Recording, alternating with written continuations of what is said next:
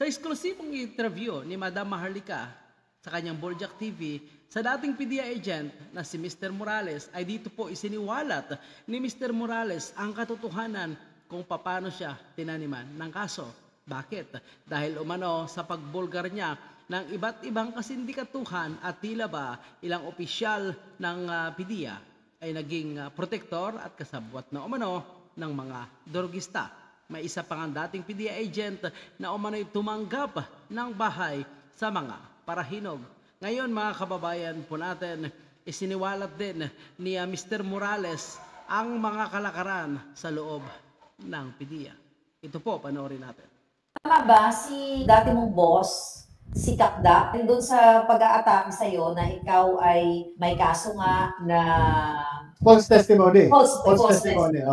False testimony. Kasi gusto nila nga i-discredit ka na parang sinasabi ni Kakda na pinaghirapan na daw yun ng PDEA, tinrabaho na daw nila, ganito. So all of a sudden, ay nag-retract ka.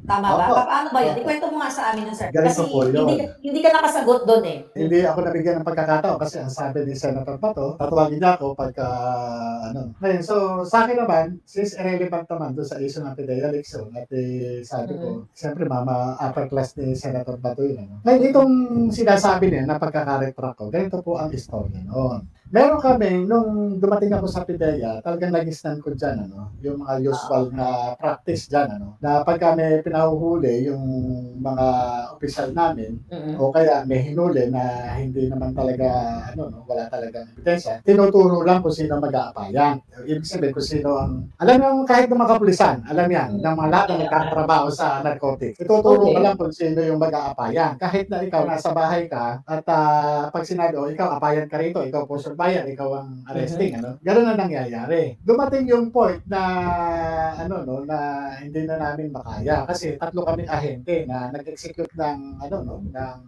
ng joint affidavit at final namin sa IAS. Itong mga trabaho na ito na hindi naman kami po pwedeng tumanggi katulad ng mga nangyari sa mga kasamahan ko sa PDEA na iniharap ni Director General Lasso. Kasi itong mga ahente na ito, sasabihin mo kung saan pupunta yan para mag-testify sa Senado, never. Walang pakialam yung mga yan. Kung kasi ba't ako solid dyan, di ba? Ba't ako harap dyan, di ba? So tama naman talaga po itong sinasabi ni Mr. Morales.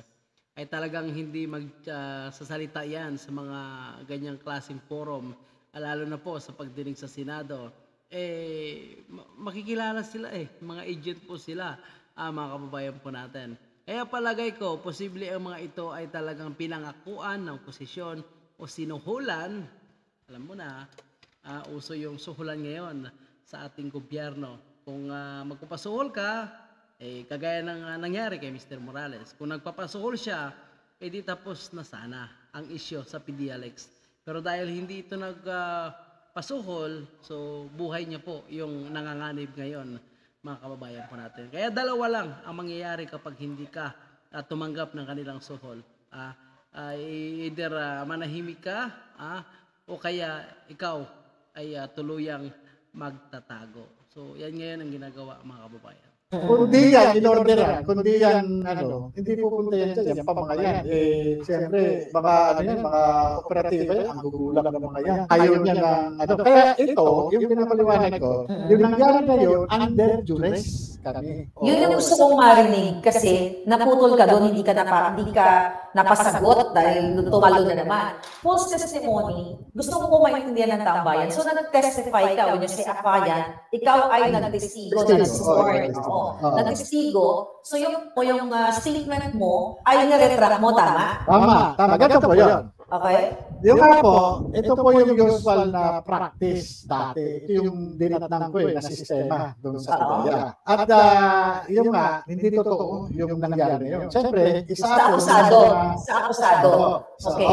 Isa ako doon sa naging testigo para sa kaso na yun. Ngayon, biruin nyo, nakikita mo yung yung anak, yung asawa, na nakakulong yung asawa nila, na alam mo naman sa sarili mo na walang kasalanan. At nung time na yun, na kinasuhan nyo sila, wala ka rin magawa doon sa PDEA kasi sumusunod ka lang So, yan po ang isa po sa mga kinikwento ni Mr. Morales na kinasuhan po nila, dinampot nila ang isang biktima na wala naman palang kasalanan. Kaya nag-retract ito. So, dahil sa pag-retract niya, siyempre may tatamaan na kanyang opisyal na nagturo at nagutos kung ano ang dapat gawin.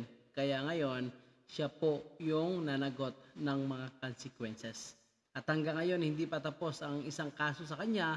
Yung iba naman ay na-dismiss, pero may isa pa po na mukhang talagang dito siya gigipitin ng administrasyong ito. Sumunod ka lang dun sa mga opisyalis mo. So yung pag-testify mo na doon sa akusado na yun, maaari ko bang sabihin na pinuwersa ka? Yes.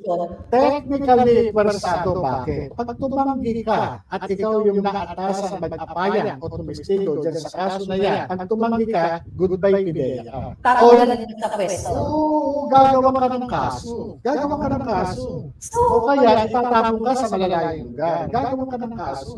Yung mga tao walang kasalanan, nakakasuhan, ikaw pang tatanggi. Sige nga, yung mga walang kasalanan, nakakasuhan eh. Natataniman ng kaso, ikaw pa na, alam mo yung mangyayari sa'yo. Kasi nga, ginagawa eh, sistema doon.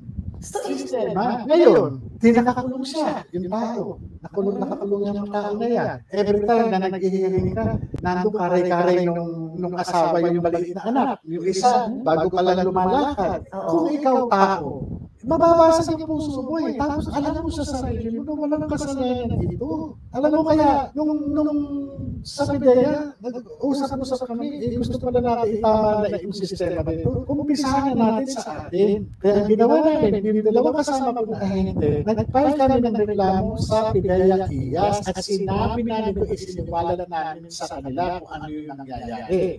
Ang system ganito, yung dalawa, tinakot-takot ng administrasyon. Yung dalawang tama na nag-testify. Oo. Okay. Ngayon ako, sabi ko nga, ako nakita niyo naman, yung pattern. Dumadating sa akin yung point talaga, yung pagsasabi ng katotohanan at dun sa pagtatanggi. Pero mas nananaig yung pagkiling ko dun sa katotohanan. Alam nyo, ang naging panuntunan ko na lang, teka muna, alagad ako ng batas. Para saan ba? So, iisa lang ang ibig sabihin, talagang may paninindigan po itong si Mr. Morales, ngunit medyo malambot po ang kanyang puso.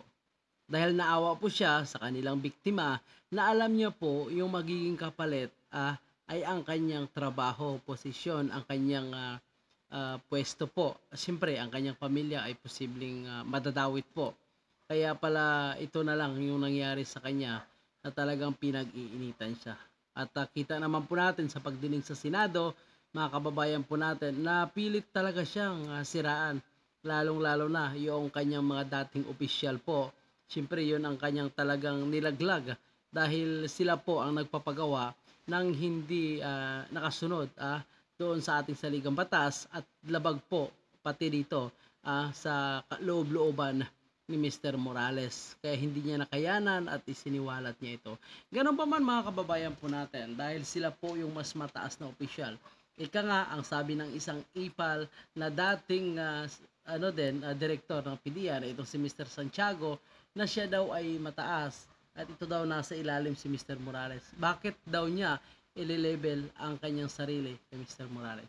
So ganun po sila magtrato sa mga tao na nasa ilalim po nila. So ganun pa man, nakakabilib dahil nanindigan ito na hindi magpapabayad, hindi nagpaariglo nga ito kay Mr. Picoy at pinangalanan ni Mr. Picoy na umano'y nag-utos sa kanya ay itong si Lam at itong si Mr. Kumar. Kaya ngayong Lunes magkakaalaman po mga kababayan po natin. Kahit pa itong mga tanim kaso na isinampa kay Mr. Morales ay bumabalik-balik, wala na silang magagawa dahil ito po ay na-dismiss na.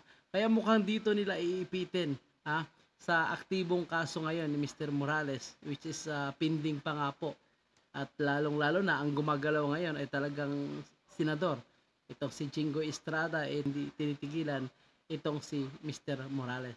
Kaya yun po, kailangan po ni Mr. Morales ang suporta ng bawat Pilipino kung kayo po ay isa sa kanyang mga taga-suporta. Huwag natin kalimutan i-share ang video ito, i-like po at mag-comment